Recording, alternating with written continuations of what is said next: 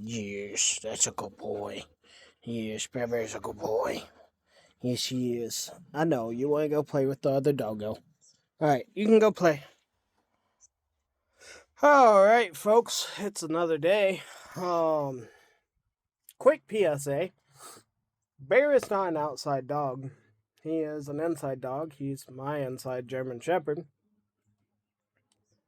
The only reason that y'all only ever see him inside or outside is because I film outside. And because he likes to be outside at least 3 hours a day because he loves to run, jump, play, all that good stuff. So, yeah, get that out the way. He stays inside the rest of the time. He's with me. He sleeps with me, whole 9 yards. Um, yeah.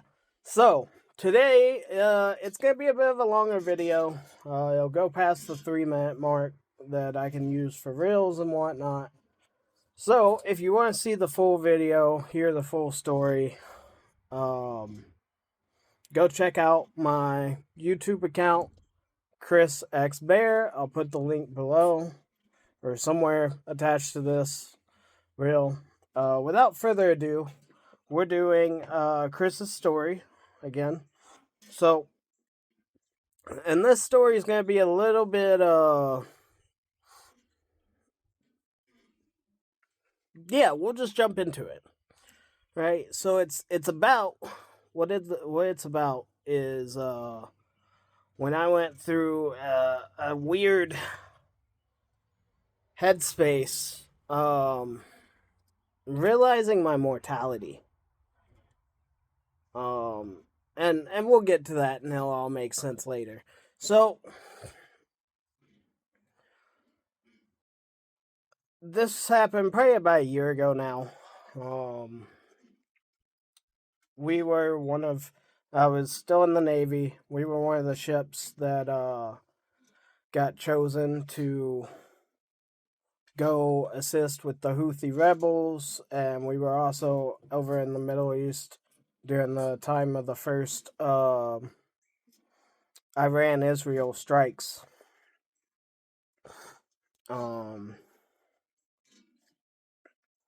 So, yeah, but this was before us actually getting over to Iran, Israel, Fifth Fleet, Middle East area.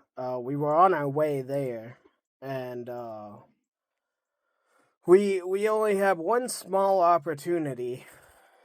It was our last opportunity to fuel and get cargo prior to us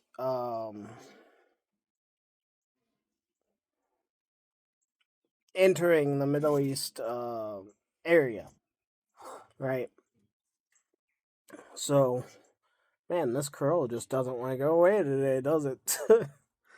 uh, so last chance to fuel and get cargo before entering Middle East, Fifth Fleet,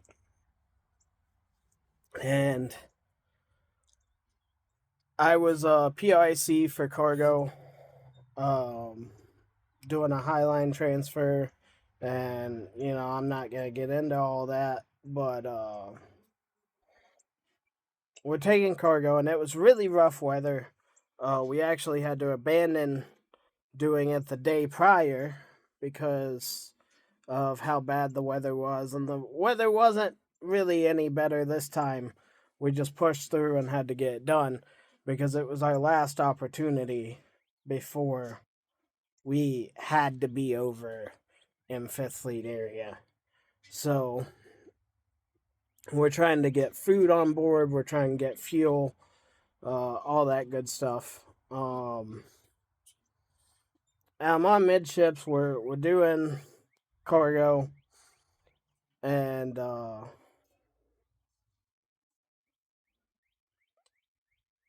to not go into detail with whole orders of operations, lines, and all that. We had one fibrous line already over on deck, and for my military people, my Navy people, we had the we had the messenger over, and we were bringing over the spam wire, which is about a 3/4 inch thick wire, right? Well, with the bad seas, the uh, the spam wire caught a wave and came over and got hooked on a snap hook on the ship. So myself and my PICUI went in to clear the spam wire from the snap hook, and the messenger was coming across, um, still taut, and we unhooked it. But when we unhooked it, it caught another wave, and it yanked me and whipped me. It yanked me, but it caused me to like get whipped by the messenger. I basically got kidney whipped by a hard thick line. Um, thanks to me being me, big dude, stout. Uh, it hurt. It hurt like a mother. But I was like, okay, yeah, that happened. That hurt. But I kept it moving, you know? And I realized that I almost got flung off the ship and like I would have died. But like I didn't really pay attention to that. There's been several situations in the Navy and even before the Navy where, there's a good chance I could have died or would have died. And I don't know, it just never really sank in like that. Um, a lot of times some of the times it came down to my training being focus oriented and just being like, nope, can't worry about the fact I almost died. Keep it going. But other times it's just didn't sink in, I guess. But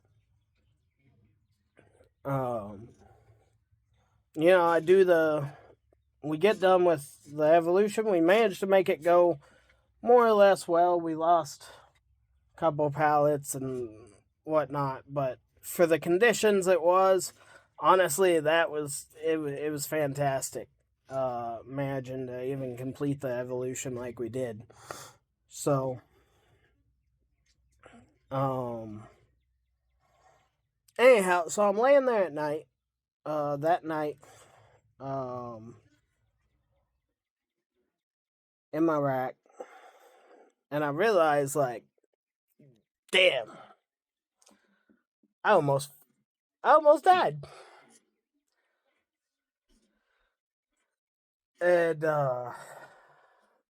that led to a different side of thinking, and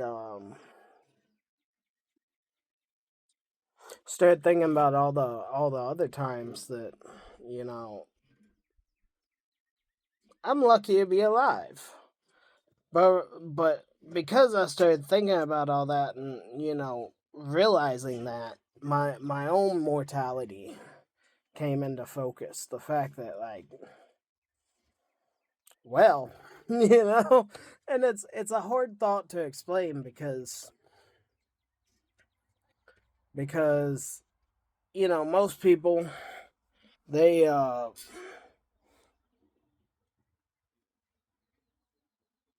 they go out every day and do their normal stuff, and you could die just crossing the street, get hit by a bus, whatever, and you could be dead. Fact of life. But to really try to come to terms and wrestle with the fact of your own mortality, it's not a subject you think about a lot. So it's like, hmm. And you can't really explain it unless you've just been there. but it's a very thought provoking influence, and it definitely kind of changed my view on some things too, like just everyday life, like things I take for granted. Um, so yeah, but yeah, that's Chris's story for taking into account my own mortality, I guess.